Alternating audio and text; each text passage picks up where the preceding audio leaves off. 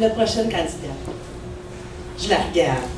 Francine Belle-Rose, qui va venir s'entretenir avec vous. Francine qui est diplômée en sciences politiques, qui travaille depuis longtemps à Laval, qui connaît la fiscalité, toutes les choses d'argent que moi je connais de poignet moins bien, mais elle connaît ça sur le bout de ses doigts. Et surtout, et je tiens à le dire, hein, nos candidats ne sont pas payés pour faire ça. Fait qu'il faut qu'ils se lancent en quelque part, il faut qu'ils se sentent proches des valeurs de Québec solidaire. C'est le cas de Francine aussi. Alors, Francine Belle-Rose.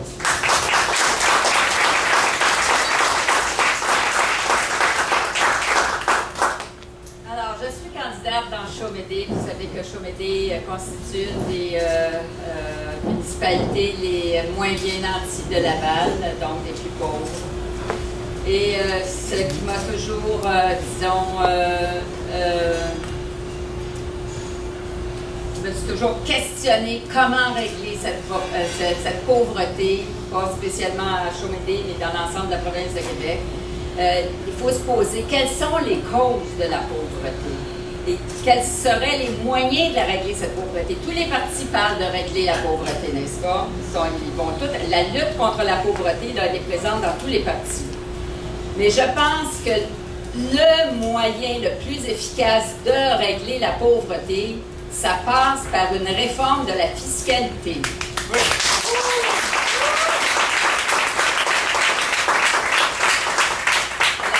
Alors, on sait que le régime fiscal actuel favorise les mieux nantis, les plus riches d'entre nous. Et ça, j'ai pu le vérifier parce que j'étais responsable de la commission économie, fiscalité, pauvreté à Québec solidaire pendant 2 ans. Alors, je m'y suis intéressée de plus près. Alors, le régime fiscal actuel, tel qu'il est là, mes amis, là, je veux dire, creuse le fossé entre riches et pauvres et ça va continuer de le faire.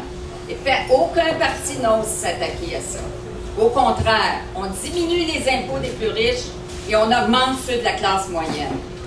Alors, comment faire, justement, pour régler ce problème-là? Ça prend une réforme. Alors, il y a plusieurs mesures fiscales dont je ne vous parlerai pas ici, mais pour les journalistes qui seront intéressés à ça, je pourrais les rencontrer avec grand plaisir là-dessus. Aujourd'hui, on m'a plus particulièrement invité à parler d'un aspect de la pauvreté, c'est le régime de retraite. Vous savez que la Régie des rentes du Québec, aujourd'hui, nous avons un régime de retraite. Quelqu'un, je ne sais pas, là, qui est à la retraite aujourd'hui, c'est qu'il bénéficie de la Régie des rentes du Québec, du Fonds de pension du Canada. Et s'il s'est mis de l'argent de côté, peut-être de quelques REER, et puis s'il est chanceux d'avoir un régime de pension à son travail, bien, il va additionner tout ça, puis ça va lui faire un certain montant pour la retraite. Vous savez que on prévoit 70% des revenus totaux quand on est à la retraite. Mais on est loin du compte aujourd'hui, parce que la moitié de la population ont à peine, quand ils arrivent à la retraite, 15 000 $ pour vivre. Et ça, je vous dis, Régie des rentes compris, le revenu de pension du Canada compris.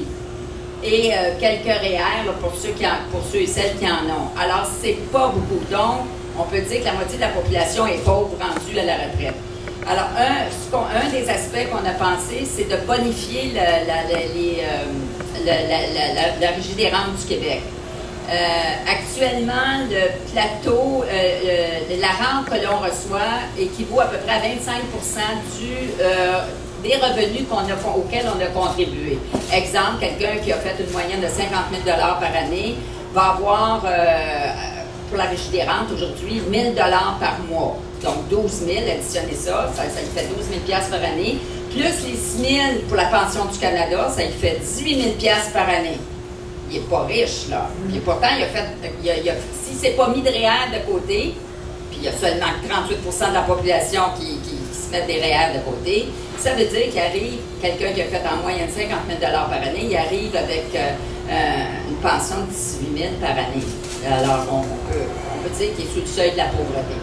Alors, on va commencer progressivement à augmenter la Régie des rentes du Québec.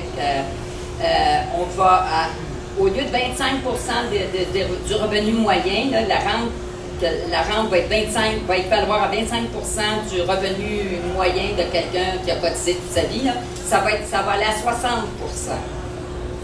Donc, on va plus que doubler cette rente-là. Vous allez dire comment on va faire. Bien là, on rentre dans les technicalités. Alors, c'est-à-dire que, bon, donc, quelqu'un aujourd'hui qui a 25, qui fait, on va dire, autour de 23 25 000 par année, il y a seulement, ça donne seulement 400 $ de la Régie des rentes du Québec, là. Additionner son petit 600 $ du Fonds de pension du Canada, là, il est à 1 000 $, là. Il n'est pas riche, là, il fait 12 000 par année, là. Donc, on va doubler ça. Vous savez qu'aujourd'hui, c'est les travailleurs et les employeurs qui payent pour leur propre Régie des rentes. Et que cette Régie des rentes est administrée par la Caisse de dépôt aujourd'hui. Elle va continuer d'être administrée par la Caisse de dépôt. Donc, les travailleurs vont, au lieu de s'acheter des REER, etc., qui favorisent les banques, hein, parce que les banques font des intérêts là-dessus, puis c'est les banques qui s'enrichissent, bien, ils vont cotiser plus à la Régie des rentes du Québec. Mais selon leur revenu, là. Alors, disons, on ne demandera pas à quelqu'un de 25 000 là, de doubler son montant pour cotiser à la Régie des rentes du Québec. Parce qu'on va élever le plancher de cotisation. Là, ça devient technique. C'est pour ça que je peux rencontrer, si quelqu'un veut avoir des réponses à tout ça, pour dire qu'on a un plan réaliste, là, puis qu'on connaît notre affaire, ça me fera grand plaisir de vous en parler.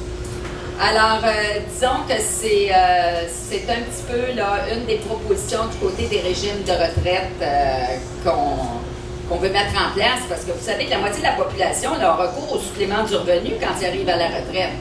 C'est vraiment pas drôle.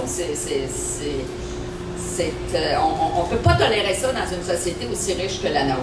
Puis quand on dit les revenus, l'État n'a pas de revenus, l'État n'a pas de revenus, bien moi, je vais vous dire que l'État aurait la possibilité d'avoir des revenus. Parce qu'elle ne va pas aller chercher les revenus là où c'est.